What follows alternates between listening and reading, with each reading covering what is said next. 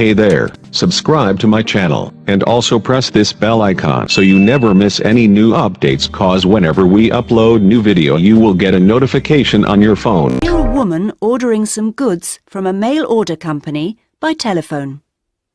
First, you have some time to look at questions 1 to 8.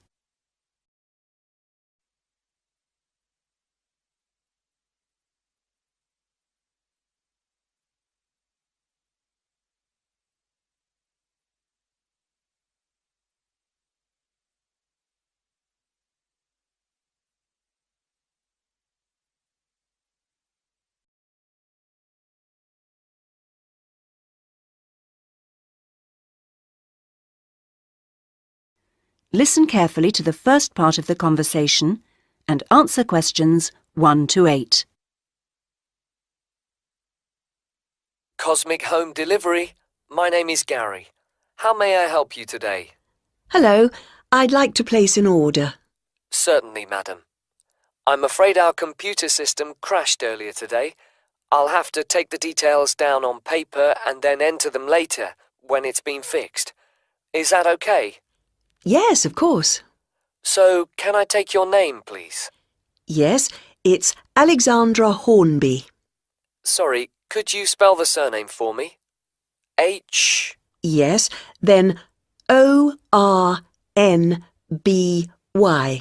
Oh, fine. And then your address. That's number 28 Wood Road, which is in Ilford, ILFORD, and that's near Northchester. The postcode's NC1 2FR.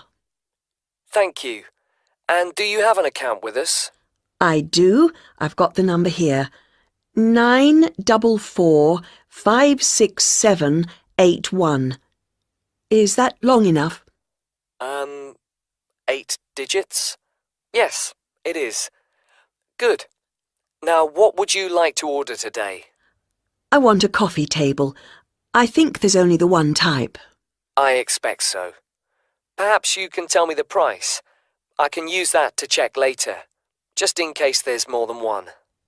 Yes, it's £39.99p. Fine. Sorry about all these extra questions. It's no problem at all. Now, that size of order value does mean you're entitled to a free gift. Did you want to take up that option on this occasion? Yes, I do. I've already got a calculator like the one on offer, but I do like the look of the handbag, so I'd like one of those, please. Certainly. And can I just check, as an account holder, you may have been sent a voucher. Oh, yes, for a discount. Let me see. The reference number will probably start with the letter D. It does, and it continues BR29. Great. Now, how would you like your order delivered? There's standard service within a week, and then express, which comes within 2 days, or special, which means it arrives the same day. Special would be ideal, but I know it's a bit expensive, so I'll make do with express, I think. Standard is very slow. It is, to be honest. Before you hear the rest of the conversation, you will have some time to look at questions 9 and 10.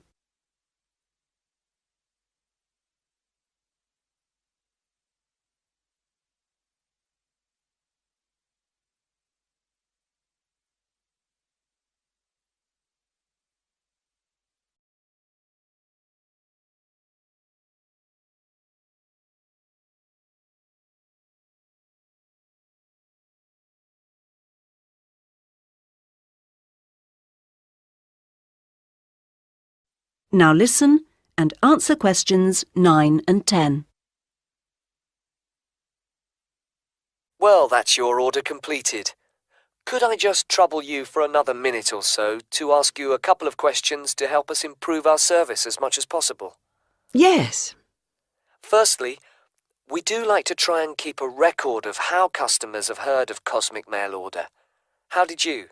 Was it from our advertising campaign? Oh, I think I would have remembered any advertisements, on TV for example. I only read newspapers occasionally, so that would have passed me by. A friend of mine had been using you for years and encouraged me to give it a go, so I looked on the internet to find you to see what was available on the site. That's great, thank you. The second thing is, we're thinking of introducing a number of promotional offers.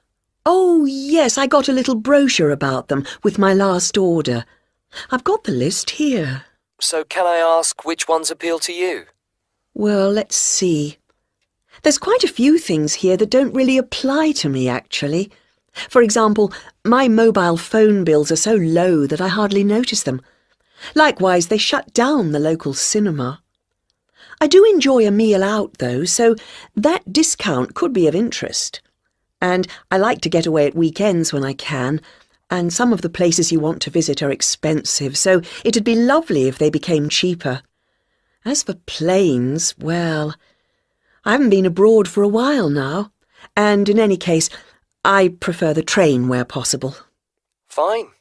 Well, thank you very much for your time. Not at all. That is the end of part 1.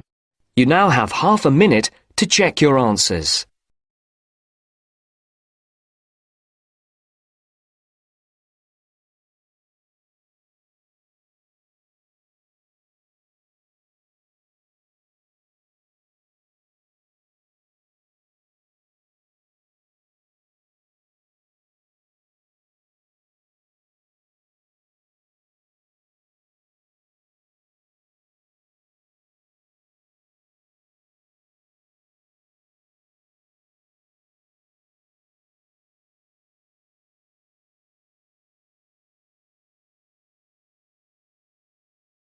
Now turns to part 2. Part 2. You will hear a trainer giving a talk to a group of cyclists. First, you have some time to look at questions 11 to 15.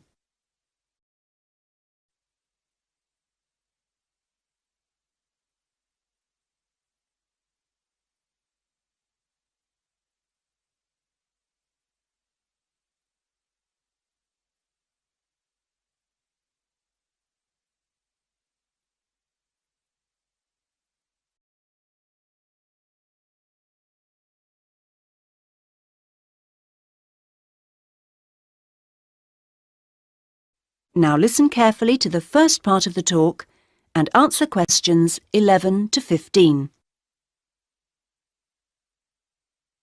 Hello everybody. It's nice to see that so many of you made it, even on an evening as rainy as tonight. OK, now, whether you're new to cycling as a sport or are returning to it after some years' absence, I'll just go over a few basic points. Now, race preparation is a complex business and there are many factors to consider. The first area of concern is mechanical. Now, this involves the machine itself, that is, your bike, and also, no less importantly in fact, clothing. This will protect your body and aid your performance, providing you wear the right kit.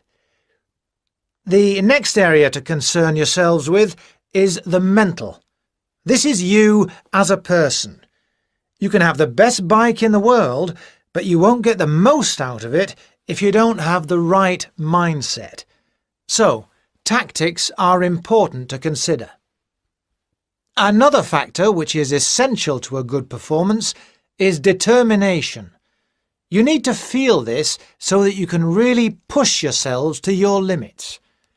To accompany this, you also need knowledge of your bike, yourself, physics, other riders, the course, and so on. Finally, strange though it may seem after all I've said so far, you need relaxation. If you can't switch off sometimes, you won't get to recharge your batteries. OK, and that takes us on to the physical side of race preparation. The first and perhaps most obvious aspect of this is training, and we'll come to some of the details of that in a minute. Another important aspect to pay attention to is diet, and you'll soon find that if you don't eat well, you won't see yourselves performing as well as you might. Then there's also the question of style, and you'll need to learn to develop the most effective ways for each of you to deliver your performance. And the details of this depend on which kind of event you're competing in. And finally, you need to take body care into account. You need to stay healthy in order to be able to give of your best. Right, those are the basic ingredients of race preparation. Before you hear the rest of the talk, you have some time to look at questions 16 to 20.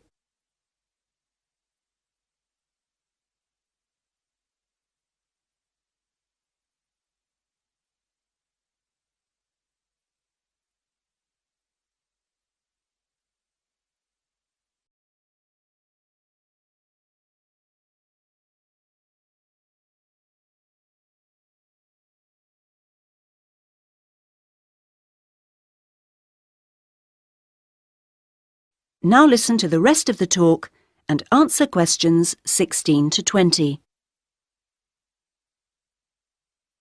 Now I'd like to turn your attention to some of the details of a good training regime and what you should and shouldn't do through the year.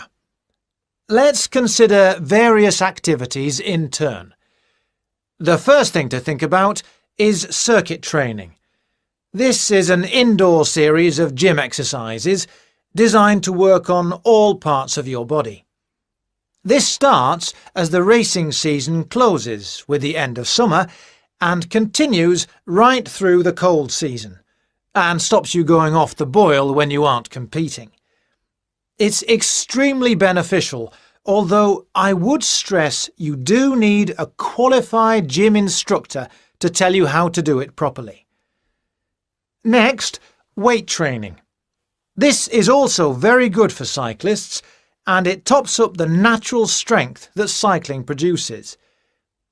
Exercises need to be arranged as part of a carefully calculated routine, and this routine needs to be sensibly followed. It's a good idea for continuity to carry on using weights throughout the year, as you can lose strength just as quickly as you can gain it. Something simpler and requiring no equipment is mobility work. While cycling has a great many benefits for the body, it doesn't work every part of it, and indeed keeps some parts locked in pretty much the same position. So exercises that involve twisting and turning and generally promoting flexibility are advisable before the start of each race throughout the summer season. Another important activity is pleasure riding. Perhaps this doesn't sound so important to you, but you don't race all year, and when you do race, it's pretty hard riding. So you can sometimes forget that cycling is actually basically a fun thing to do. So, when you hang up your racing bike at the end of the summer, get out another bike and go for some gentler, enjoyable rides during the winter. Weather permitting, of course. And finally, running. This is, of course, another sport in its own right, and for this reason some cyclists are rather sniffy about it. However, it is good exercise and maintains aerobic fitness very effectively. But it is rather hard on the knees, and in different ways from cycling, so you're best advised to keep your running to out of the racing season, and wrap up well against the cold when you do go. So, now I'd like to say... That is the end of part 2. You now have half a minute to check your answers.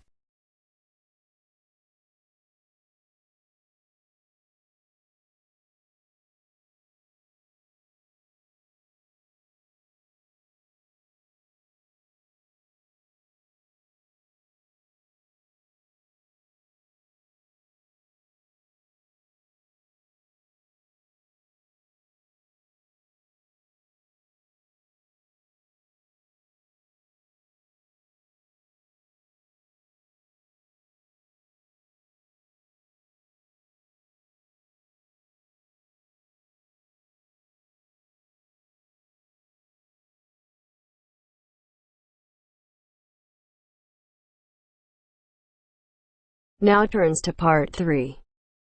You'll hear a conversation in a university student services office.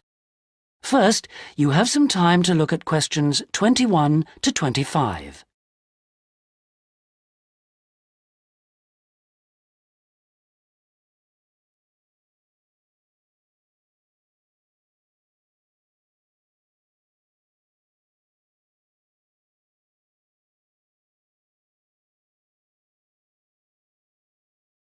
Now listen carefully and answer questions 21 to 25. Hello, I'm Dawn Matthews. Yes, hello.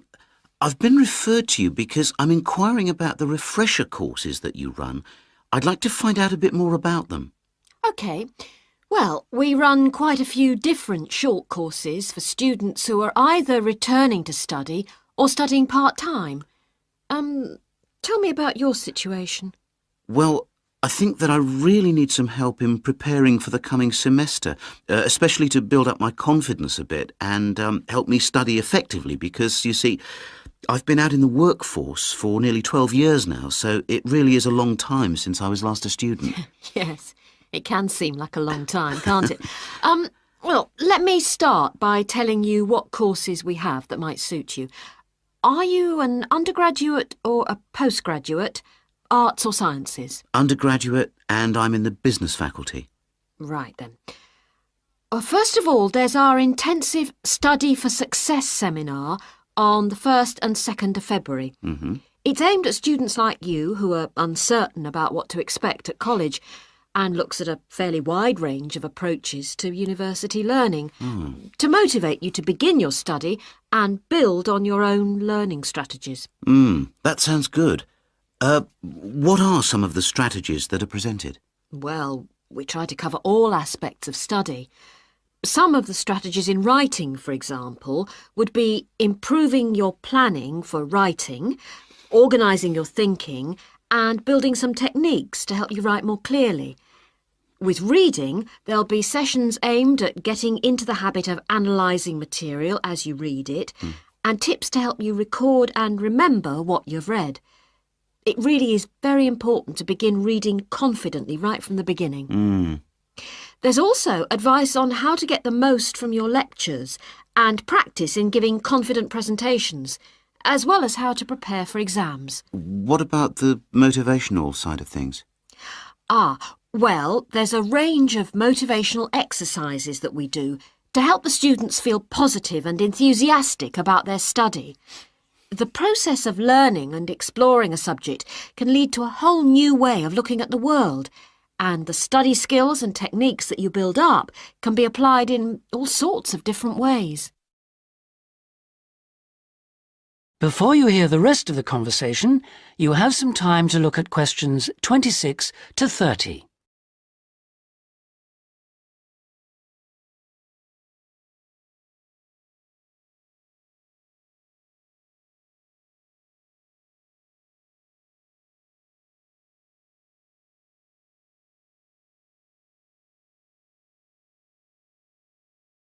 Now listen and answer questions 26 to 30.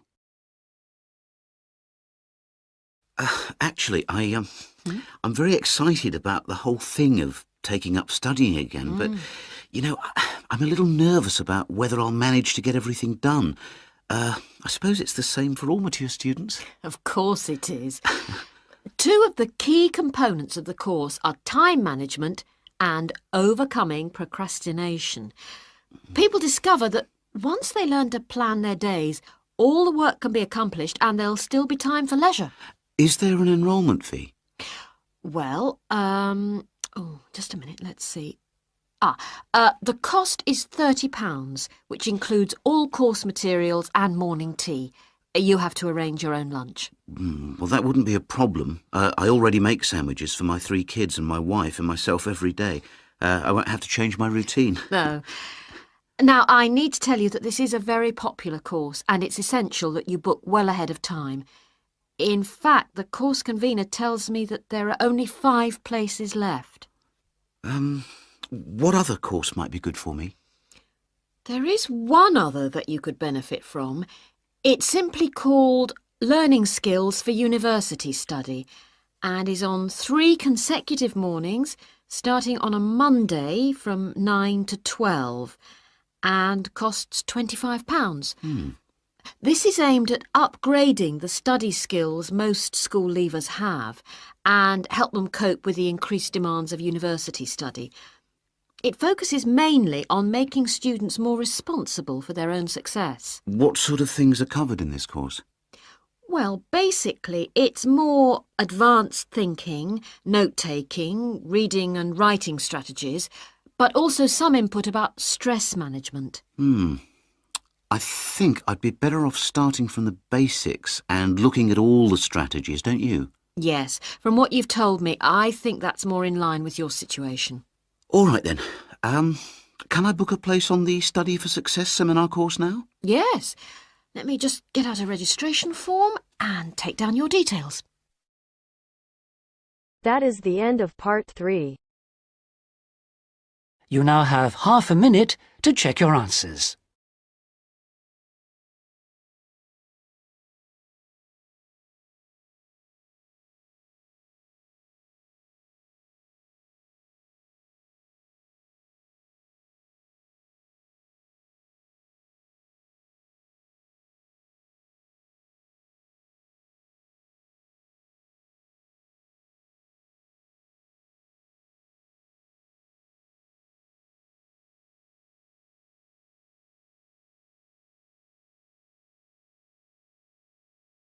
Now turns to part 4.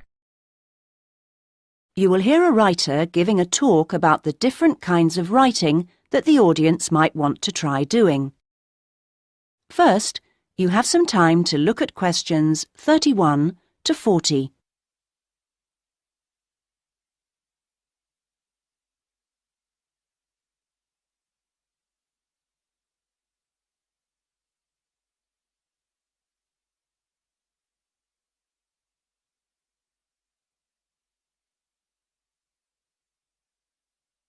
Now listen and answer questions 31 to 40. So, I'm now going to say a few words about the various different kinds of writing you may want to consider. Each has its own challenges and rewards, and it's really a question of seeing what suits you best. There are no rights and wrongs here. Let's start by considering the short story. Remember that a short story isn't just a very concise novel. There are 3 basic styles: the story itself, the slice of life section, and the surprise type, and all of them are equally valid as treatments of the genre. When producing a short story, you don't have time for a slow build-up of interest, so you need to get in there straight away and begin with a crisis. Then there's non-fiction, which can sell very well, with biographies in particular frequently hitting the bestseller lists. It's important, however, to be sure your chosen topic is genuinely interesting to people, and you know enough about it to do it justice. So when you're submitting your idea to a publisher, it's worthwhile to give them details of specialist knowledge you have. What about articles? Now, this is a very wide area, of course, going from the very learned and obscure to the populist gossip type. Articles based on giving advice are a proven area, and to give them a sufficient focus, you should produce your article for a definite market. That will help to define your purpose. Turning to something different, there's the question of poetry. It's often hard to define what poetry is exactly. Maybe it's easier to say what it isn't. But it should be subtle, so the message of a poem oughtn't to be overly obvious. True poems let the ideas sit there for the reader to ponder. What they must do is sound good, like singing. So I recommend reading what you write aloud to yourself to check the melody. Well, then there's plays, which are basically novels, but told only through conversation. A playwright includes minimal instructions for actions, but not for every small action the actors will perform. Things such as moves towards sofa and so on are for the director to come up with.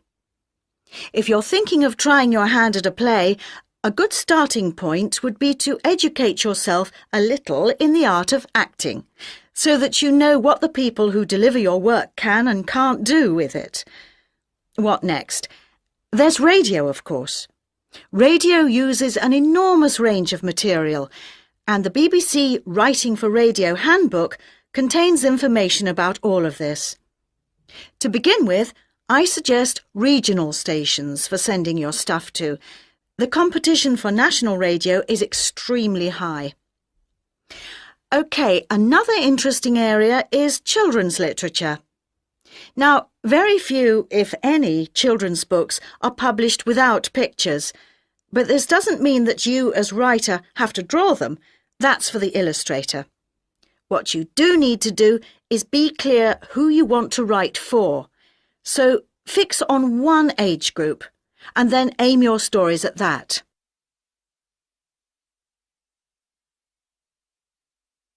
Right, I've saved what I consider to be the best and the hardest till last, the novel.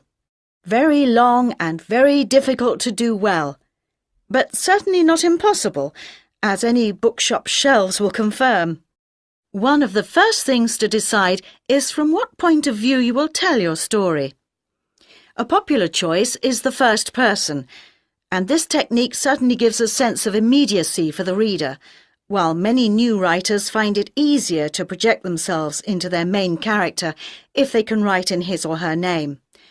But that assumes, of course, that the main character is somehow like the writer, which may or may not be the case.